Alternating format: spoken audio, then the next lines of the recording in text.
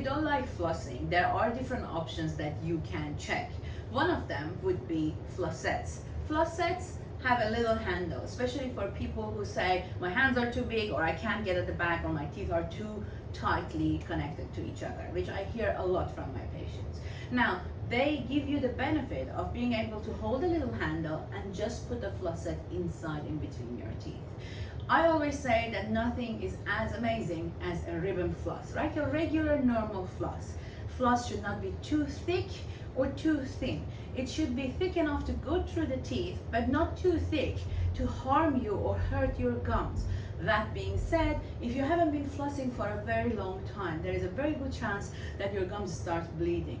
It all is a habit. If you give it time, if you go see your dentist or hygienist and make sure that you have had a professional dental cleaning, then the bleeding will stop eventually if you keep going on by flossing. The second option that's very popular these days is water flossers. They're everywhere nowadays and they are being recommended by different dental professionals.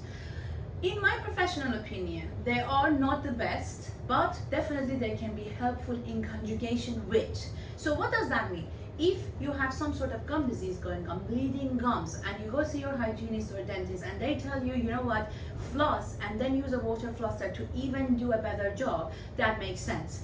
If you're only using water flossers, you are definitely leaving some plaque behind. What is plaque? It's basically sticky material with bacteria and food hand in hand stuck to the surfaces of your teeth. But they're soft enough so you can easily with a floss remove them and get them out. Now, if you don't physically remove them, it's very hard for them to be taken off your teeth. They eventually harden and turn into calculus. Calculus is harmful for your teeth and your gums. It can cause bone shrinkage, bone resorption, gum resorption, and eventually loss of tooth. So you want to avoid that area. You want to avoid having calculus around the neck of your teeth, basically eating through the bone. You have to clean it physically using floss.